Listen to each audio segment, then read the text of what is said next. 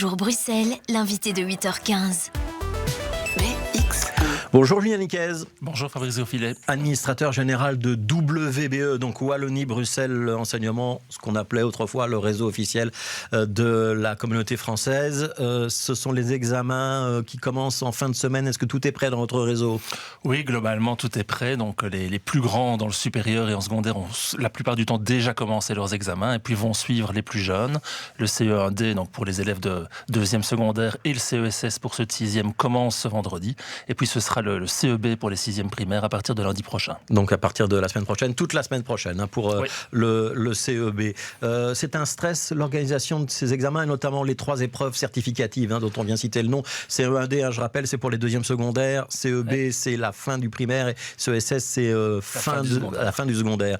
C'est un stress pour les élèves, c'est aussi un stress pour les écoles et les organisateurs de ces examens ? Alors ces examens, c'est une bonne chose en soi. C'est important de pouvoir à certains moments de la scolarité faire une espèce de photo pour voir où les élèves en sont, ce qui est acquis, ce qui ne l'est pas encore. Mais effectivement, on a parfois tendance à mettre trop de stress là autour, notamment certains parents se stressent beaucoup, certains médias parlent beaucoup aussi de cela, alors qu'en fait ça fait partie des choses naturelles, je dirais, de notre enseignement. Ouais. Est-ce qu'il faut un jour renoncer à ces épreuves certificatives externes et les remplacer par du contrôle continu ? Je ne le pense pas. Je pense que le contrôle continu doit rester évidemment la priorité. C'est la chose la plus importante. Mais il est aussi logique qu'à un moment donné, la communauté française veut pouvoir savoir où en sont l'ensemble de ses élèves à certaines dates clés de leur scolarité. Ça permet de vérifier que tout le monde a acquis les mêmes compétences et que toutes les écoles sont à peu près raccord sur ce qui est enseigné ? Tout à fait. Et pour aussi la ministre de l'Éducation, son gouvernement, son administration, c'est aussi une série d'éléments importants aussi pour moi-même à Wallonie-Bruxelles Enseignement pour qu'on voit effectivement comment se comportent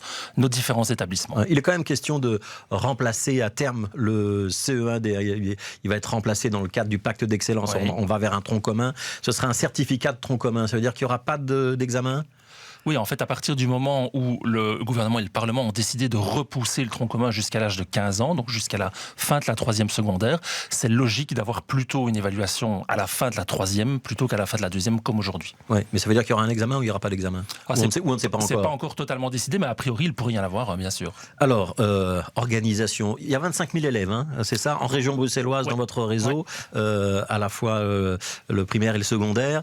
Ça veut dire combien d'examens organisés ? C'est un gros travail. Est-ce que ceux qui n'ont pas examen, ils n'ont pas école d'abord, pour commencer, Julien Niquez ? Non. Donc évidemment, ceux qui n'ont pas examen, soit ils n'ont pas examen parce que c'est un choix de l'école. Nous avons à Wallonie-Bruxelles Enseignement, comme dans les autres réseaux, des établissements qui font le choix de ne pas organiser d'examen. Ça, je dirais, c'est plutôt une minorité, mais ceux-là, évidemment, ils continuent dans le même calendrier. Donc c'est le 7 juillet, le dernier jour d'école pour tout le monde. Donc ça veut dire que tout le monde doit aller à l'école jusqu'au 7 juillet ? Absolument. Oui, et si on n'y va pas ? Alors c'est toujours la même problématique que les autres années, même si on a reculé ici d'une semaine. Il y a fatalement les jours blancs qui sont nécessaires pour permettre aux écoles secondaires de terminer l'année avec les conseils de classe, mais la scolarité est obligatoire jusqu'au 7 juillet. Jour blanc, ça veut dire qu'on a le droit de rester à la maison, que les cours ne sont pas assurés. Mais il y a quand même un accueil. Ça dépend, il doit y avoir un accueil et nous on encourage surtout nos établissements à organiser différentes initiatives culturelles, pédagogiques à ce moment-là pour pouvoir évidemment maintenir les élèves jusqu'au maximum du calendrier. Est-ce que vous êtes enthousiaste et est-ce que les profs sont enthousiastes à l'idée de travailler jusqu'au 7 juillet cette année ? Écoutez, c'est la réforme des rythmes qui veut ça. On a laissé le même jour de travail, le même nombre de jours de classe. On a juste mieux réparti sur l'année. Je pense que sur un plan pédagogique, c'était tout à fait légitime, nécessaire. Ça faisait 30 ans qu'on en parlait. Sur un plan organisationnel, c'est la première année. Effectivement, il y a C'est compliqué à mettre en place, Julien Niquez, le fait qu'on n'ait pas les examens mi-juin, mais tout fin juin, voire début juillet, le fait qu'on travaille jusqu'au 7 juillet, c'est une difficulté supplémentaire ou pas ? Non, dans l'absolu non, puisqu'en fait il suffit juste de décaler un peu le calendrier. Maintenant on sait qu'au cas par cas, pour certaines familles évidemment ce changement est difficile.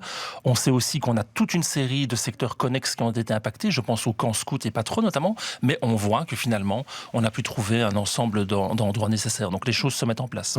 On peut tirer déjà un premier bilan, c'est la première année avec ce rythme scolaire. Est-ce que vous avez le sentiment que les élèves l'ont bien digéré, bien intégré et que ça a l'effet bénéfique qu'on nous avait annoncé ? En tout cas, il faudra mettre plusieurs années pour évaluer ça, mais de manière globale, nous on ressent sur le terrain effectivement beaucoup plus de positifs que de négatifs. Ça veut dire les élèves moins fatigués? En tout cas, oui, plus une chronologie, en tout cas qui est plus souple, plus équilibrée tout au long de l'année. 7 semaines de cours, 2 semaines de congé, alors que par le passé, on avait des grandes différences sur ces éléments-là. Ouais, il y aura une évaluation, j'imagine, de la Bien part sûr. de la ministre de l'Éducation, aussi intérieur à votre réseau ou pas? Oui, nous, effectivement, on a même un pilotage, je dirais presque mois par mois, semaine par semaine de cette réforme. Et actuellement, tout est globalement sous contrôle. Ouais, est-ce que ça fait reculer l'absentéisme scolaire ou le décrochage scolaire, c'est-à-dire les élèves qui n'y est plus à l'école? Ah, je l'espère, on verra. Ça, on devra analyser ça. Et notamment, ici, on est à un moment crucial pour voir si les élèves continuent évidemment à venir à l'école jusqu'au bout.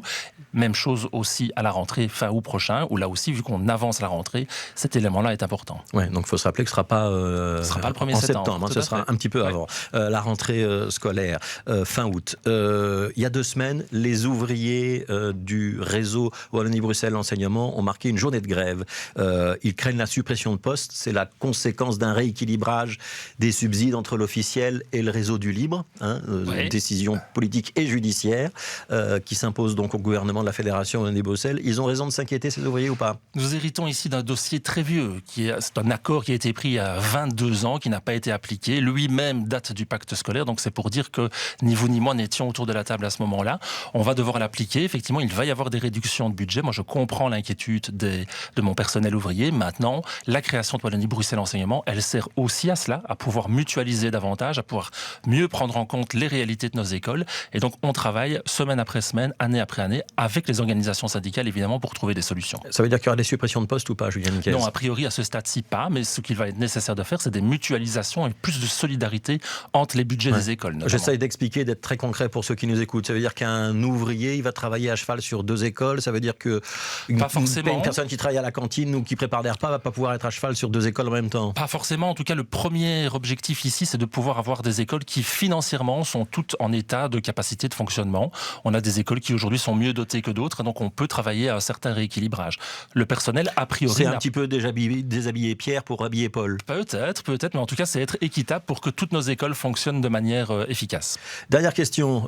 Vous avez sûrement entendu parler du kayak et de la descente de la Lesse. Oh oui. Oui. Donc ça concerne l'Athénée du Sippelberg, qu'on appelait autrefois l'Athénée Serge Creuse. Des élèves qui se sont battus lors d'une sortie en kayak avec des policiers et le soupçon d'un comportement inapproprié des policiers. Est-ce que vous avez les moyens de savoir ce qui s'est passé réellement dans cette affaire ou pas? Oui, puisque nous, ici, depuis 15 jours, on a interrogé l'ensemble de nos élèves, l'ensemble de nos membres du personnel concerné. Les faits, manifestement, sont très graves. Les témoignages vont tous dans le même sens. Il n'y a pas eu un incident cette journée-là. Il y a eu plusieurs incidents, manifestement commis par des personnes qui travaillent au sein de la zone de police de Bruxelles-Ouest. Et donc, Wallonie-Bruxelles Enseignement a décidé de porter plainte.